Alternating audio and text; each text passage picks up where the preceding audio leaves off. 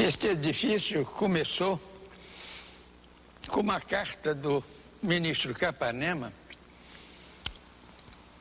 dirigida a mim, encomendando um projeto para o edifício sede do novo Ministério da Educação e Saúde, que havia sido criado. Eu, então, entendi de organizar um grupo de arquitetos para a elaboração desse projeto. Eu convidei, inicialmente, Jorge Moreira, Afonso Eduardo Rede e Carlos Leão para trabalharem comigo. E depois, esse grupo foi acrescido do Hernani Vasconcelos e Oscar Niemeyer.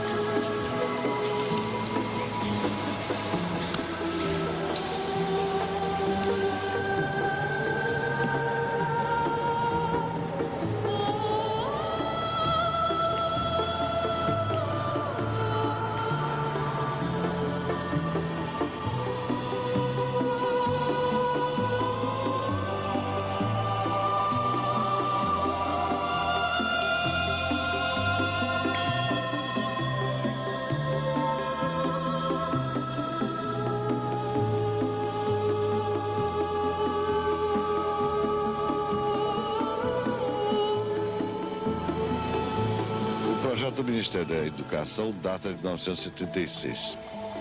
A sua construção, iniciada no ano seguinte, foi lenta. Em 1944 já estava praticamente concluído, mas só foi inaugurado em 1945. Se considerarmos, portanto, como referência sua concepção, já tem mais de meio século. Mas apesar da marca da época, não perdeu, nem perderá jamais, a força e carga expressiva que lhe são inerentes.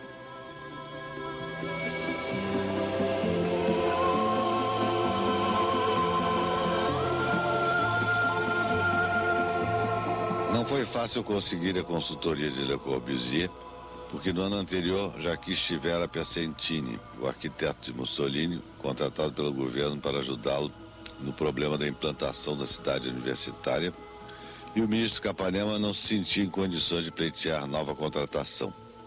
Mas tanto fiz que me levou ao catete e o doutor Getúlio, entre divertido e perplexo, diante de minha obstinação, acabou por aquecer como se cedesse a um capricho.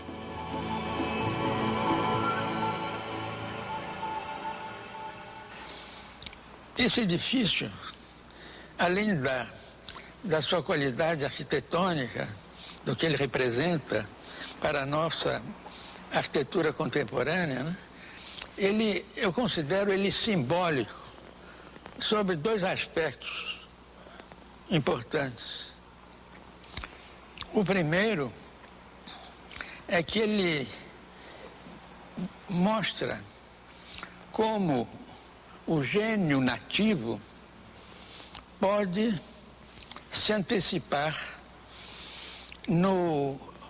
em empreendimentos que brotam em outros países mais desenvolvidos. E o segundo é que esse prédio, ele foi construído lentamente num período em que o mundo estava em guerra.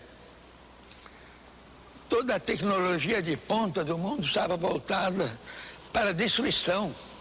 Com o início da guerra, os contactos eventuais com Le Corbusier se interromperam de todo. E ele só teve notícias da obra concluída quando, terminado o pesadelo, revistas especializadas em todos os países começaram a divulgar como revelação a chamada nova arquitetura brasileira, despertando assim o interesse de arquitetos que aqui vinham unicamente para conhecer o Ministério, a ABI, a Pampulha, o Parque Güell, etc.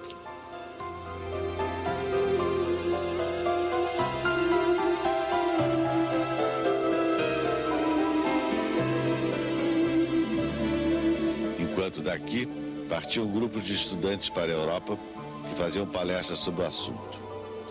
E como tantas revistas, como os improvisados divulgados, omitissem pormenores da participação pessoal de Le Corbusier, e os contatos diretos conosco ainda não houvessem sido restabelecidos, ele passou a interpretar tais ocorrências como usurpação da parte que de direito lhe cabia.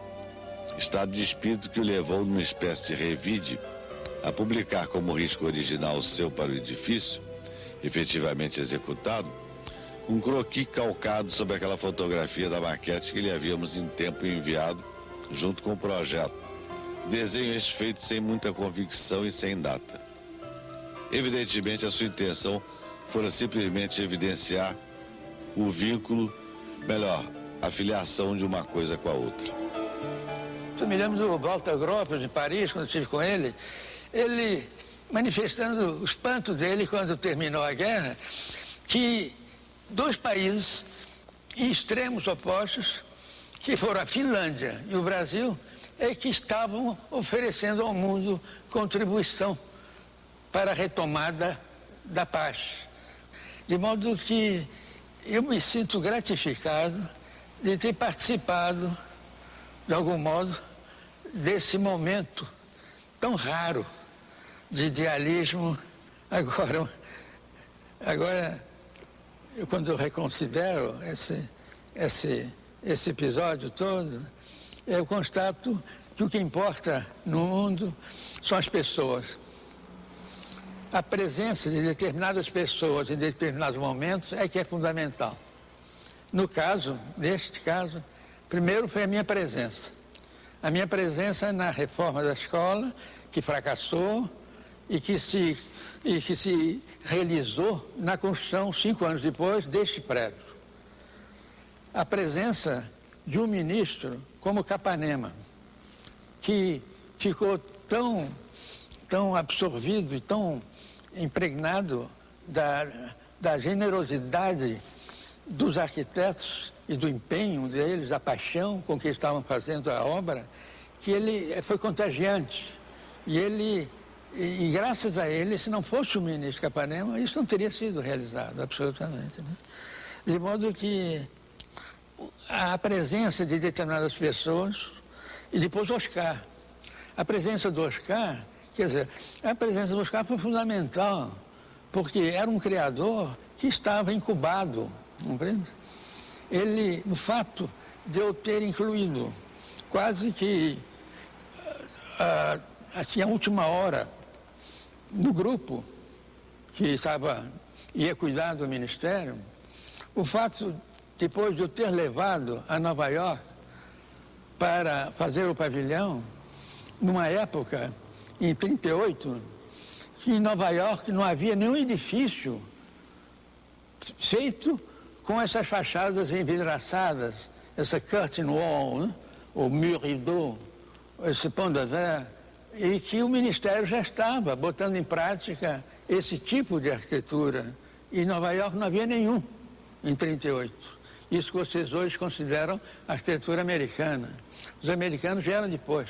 Os europeus iniciaram, nós consolidamos com a construção desse prédio, aqui, longe, na América do Sul, lá-bas, e os americanos vieram depois. Seja como for, porém, a verdade é que, depois daquelas 4 semanas de 1936, não houve mais qualquer interferência de Le Corbusier, que só veio a conhecer o edifício já pronto, poucos anos antes de sua morte, quando aqui retornou para projetar a Embaixada da França em Brasília.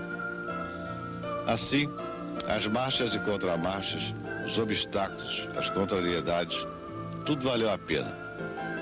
Mesmo a difícil deliberação de me afastar quando senti que já perdi o poder de decisão. A minha última intervenção, já no final da obra, depois do ostracismo que me impusera, foi quanto à cor dos peitoris da fachada norte, que o Oscar pretendia azuis como as lâminas do quebra-sol. Juntos descemos pela Avenida Graça Aranha, a fim de ajuizar a distância, e me pareceu melhor fazê-las cinza, conforme infelizmente ficaram. Para aqui. Eles querem que a gente veja lá, fica olhando para o quebra-sol. Mas é isso, o tempo correu. E nós estamos aqui mobilizados. Mas eu não consigo mais muito lá para ter essa ideia que tudo está acabando muito nítido da certo. Hein? Nossa, não tem essa preocupação, estamos nos despedindo. É, sensação horrível, né? tão presente, né? É que a coisa está se fechando. Né? Vamos andando.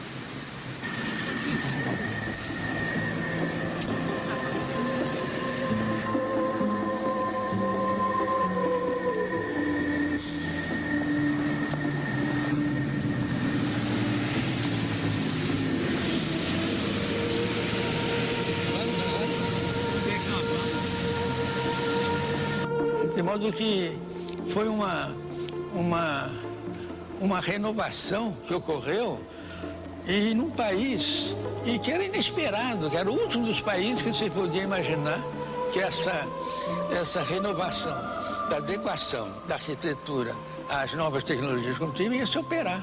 E foi o que aconteceu, graças a essa fé e essa generosidade e essa paixão que é tipicamente brasileira.